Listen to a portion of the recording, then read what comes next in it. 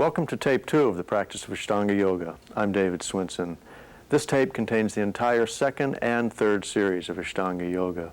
It's designed for those of you who are already proficient at the first series, yet it is not meant to be the sole tool of learning for second and third. You should be learning these series under the guidance of a qualified Ashtanga Yoga teacher, and then utilize this tape as an aid to assist in further understanding the pace, the rhythm, and some of the details of the postures.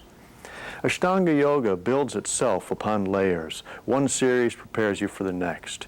You should really not move into second series until you're first proficient at the first series. Similarly, you should not move into the third series until you're proficient at the second series, and so forth.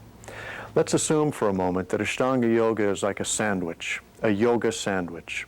One piece of bread are the sun salutations and standing sequence. The other piece of bread is all of the finishing postures and a deep relaxation. What we put in between is one of the series. Whichever series you're practicing for that day is the filling of the sandwich, whether it's first, second, third, fourth, fifth, or sixth series. That's what we place in between.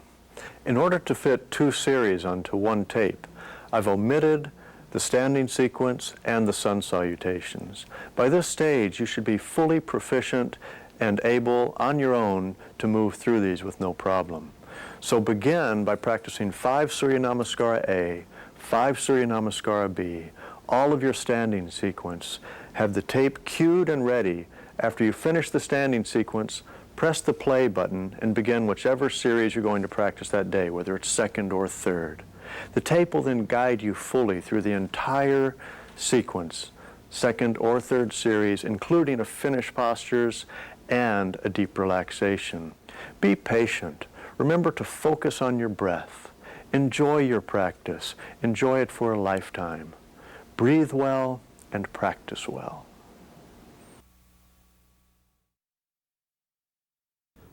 From here, we're now entering the second series. So come forward to Pashasana position. Eventually, you'd like your heels to be touching the floor. At first, you may find it easier to take a mat and roll it up under the heels. So if you do that, take the mat, place it under the heels, then extend across with the left arm coming across the right knee. Ideally, take both hands behind the back, clasp, and hold. Look up over the right shoulder, deep breathing. It's okay if you can't clasp the hands yet. Work toward it over time. That's already 3 breaths, strong breathing. 4, full deep breath. 1 more, hold. And 5. There's no vinyasa after this. With an inhale, you turn your gaze to the front, you release that side, and change to the other side with a big exhale. The right arm has come across, the left arm comes back. Work toward clasping the hands together and breathe deep. The gaze is up over the left shoulder. Strong breathing. That should already be about 3 breaths. And 4. And 5. With an inhale, look to the front. Exhale, release the pose, and lower all the way down. Inhale, upward dog. Exhale, downward facing dog position. And jumping through, we're ready for Kranchasana. Take the right leg back. Eventually, you can jump right into that posture. Now, lift the left leg, lift the chest, lift the lower back, bring the leg toward the head and the chest, keep the spine long, your gaze is up toward the toes. The breath is full and deep. That's 2, strong breathing. 3, 4, and 5. Inhale, lift the chest, release the foot as you exhale, and take your vinyasa. Upward dog and downward dog, and coming all the way through to the other side. This time the left leg is back and the right leg is straight. Lift the foot, hold, and breathe deep. The gaze is up toward the toes. That's 1. Full breathing. 2, 3, 4, and 5. Inhale, drop the head back. And exhale, release the pose. Take your vinyasa once again. Lift the chest with an upward dog. Exhale back, downward facing dog position, and then come right down onto your belly for Shalabhasana. Take the hands back by the hips, palms facing up, the back of the hand on the floor. Lift the feet, take the gaze up. Full breathing, that's 1. Lift the chest high, and 2, stronger breath. 3, the gaze is up at the third eye, and 4,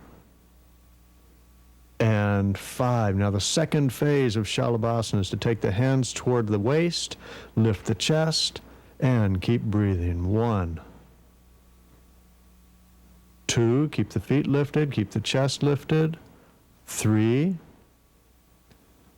full breathing. 4,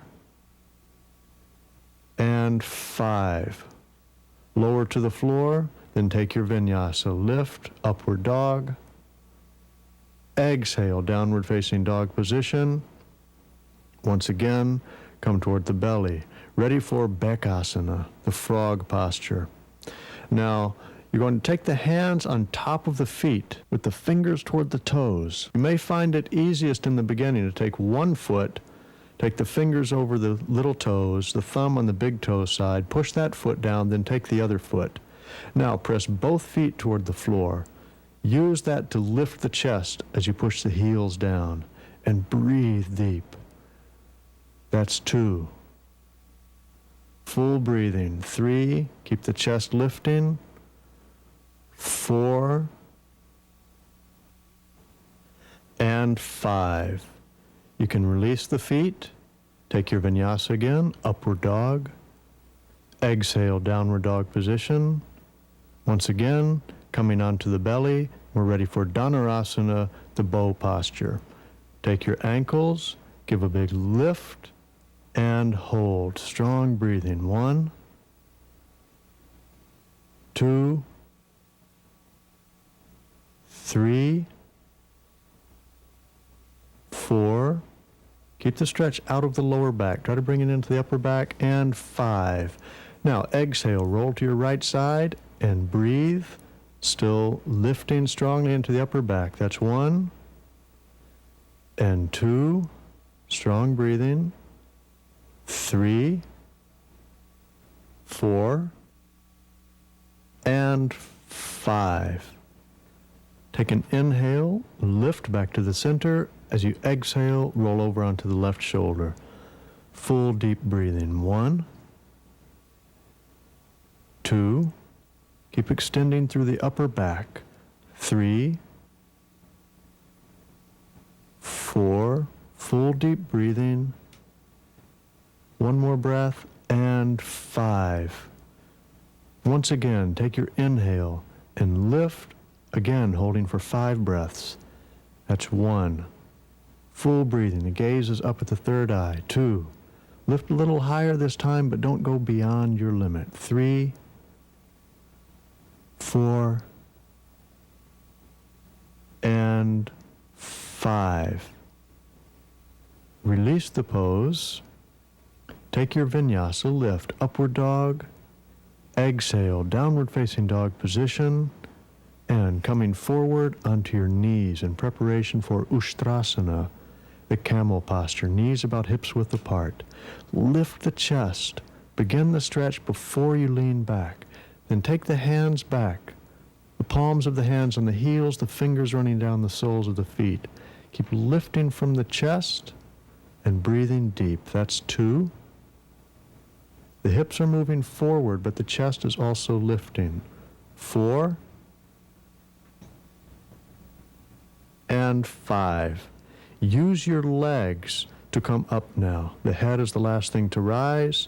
Then exhale, lean forward, take some of that stretch out of the spine, and then jump back. Move through your vinyasa. Upward dog, downward dog, Once again, coming up to the knees. This time, we're preparing for Laghu Vajrasana. Lift the chest once again, and then lean back. Ideally, you're holding the knees as the head comes toward the floor, and you're breathing deep. If you can't hold the knees at first, then take the hands to the floor and the back of the legs until the head comes down, and approach it from that way. Otherwise, the hands are holding the knees, and you're breathing deep. Let's say that's 2, 3, 4, keep the legs strong, and 5. Use your leg strength to come up, then lean forward again, take some of that stretch out of the lower back, and move through your vinyasa. And upward dog, downward dog, once again, coming back forward. Ready for Kapotasana. Take the hands in prayer fashion with a big inhale. Take the arms up over the head. Lift the chest. Keep as much of the stretch out of the lower back as you can. Take the hands toward the floor and then the head. Now work the feet and the hands as close together as you can. Eventually the fingers will reach toward the toes, and ideally you would be holding the feet in your hands. If that's not possible, lean back with your hands coming down to the back of the legs first, working the head down to the floor, and then the hands, working the hands toward your feet and breathing deep. 2, 3, strong breathing, 4, and 5. Once again, use your leg strength to come up, lift, exhale, come forward, take some of that stretch out of the lower back, and then move back through your vinyasa. Lift, upward dog, exhale, downward facing dog position, and come back through to a sitting position. Now, move into a lotus position, right foot and then left foot. You're going to need a friend to help you for this part, unless you are extremely flexible or can find a way to hold your knees down by placing them under the edge of a bed. Otherwise, have your friend sit on your knees, reach back toward the feet. If you can reach the feet, hold on. If not, hold wrists with your partner. Then as you exhale, take the head back toward the floor and breathe deep. Stay there for 5 deep breaths and hold it. That's 1, 2, 3. If you are able to hold your feet, you would just be holding on to the feet, and they would be holding the knees down to keep the knees supported. Otherwise, they may have to hold your wrists. 4 and 5. Now, with an inhale, come all the way back up. And now exhale and go back. We're going to go up and back 5 times. That's inhale up and exhale back. Again, inhale up and exhale back. Inhale up again, exhale back, inhale up, exhale back. Hold it once again for 5 deep breaths. Keep the chest lifting, full breathing. That's 2, 3, remember your locks, Mula Bandha and Uddiyana Bandha. 4, listen to your body, don't go beyond your stretch. And 5, inhale, come up, release the pose, thank your friend, and move through your vinyasa. Ideally jumping out of lotus position or taking the feet out of lotus and then jumping back, whichever is appropriate for you. Then upward facing dog, downward facing dog, and jumping the feet forward, landing near the hands in preparation for Bakasana. We'll do this twice. The first one, the feet from the floor, the knees up to the armpits, and then take the feet away from the floor and hold. Ideally, the knees are way up in the armpits, otherwise maybe the arms are bent and they're on the upper arm. Breathe deep. 3, 4. We're going to jump out of this posture, and 5. Now take the feet back and lower as you exhale, moving through your vinyasa again, upward dog, and downward facing dog. Now the second one, you want to jump from downward facing dog into the posture itself. And breathe deep. 1. If that's too much, too difficult, just jump your feet forward and repeat it the same as the first one. 3, 4, and 5. Once again, jump back, then upward dog, downward facing dog, and jump all the way through to Bharadvajasana. Right leg back. You can jump through with the right leg back or jump through and then pull it back. Left foot comes up in half lotus position. Reach behind the back with the left hand, trying to grab the left foot. The right hand comes across. Press that palm down into the floor. Lift the chest and look back over your left shoulder and breathe deep. That's 2. Strong breathing. 3, you're twisting as you're lifting. That's 4 and 5. Inhale, gaze to the front.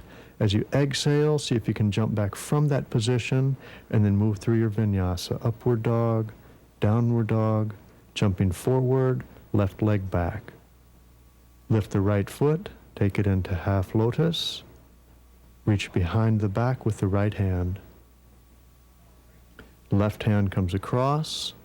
Press the palm down into the floor. Pull the right shoulder back, looking over the right shoulder and breathing deep. That's 1, 2, 3, 4, and 5. Release the pose. Once again, take your vinyasa, upward facing dog position, downward facing dog position, coming all the way through, ready for Ardha Matsyendrasana. The left foot comes under, the right knee is up, and the right foot is outside of the left knee. Take the left arm across the right leg, the right arm behind the back. Ideally now you're grabbing the upper left thigh with the right hand. Your gaze is back over the right shoulder. You're spiraling the spine so that you're lifting as you're twisting. That's already 3 breaths.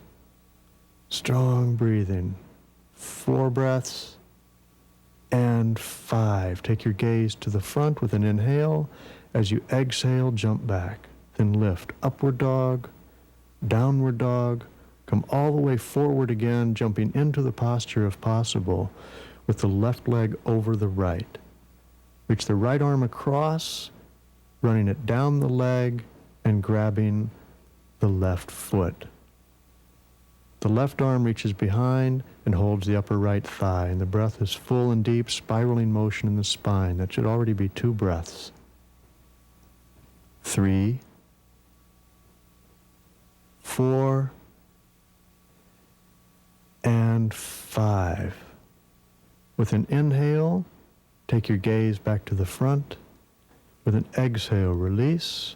Take your vinyasa and lift. Upward dog.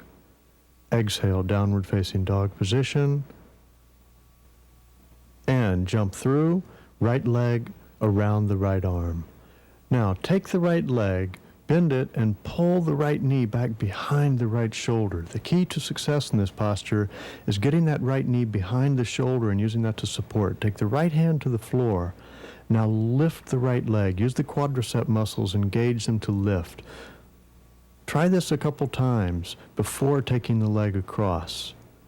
If it's too much to take the leg all the way to the head, just keep the leg bent with the knee behind the shoulder. Otherwise, you would now take with the left hand holding the right foot, pull it across and behind the neck. Move very carefully. Don't overstretch the knee.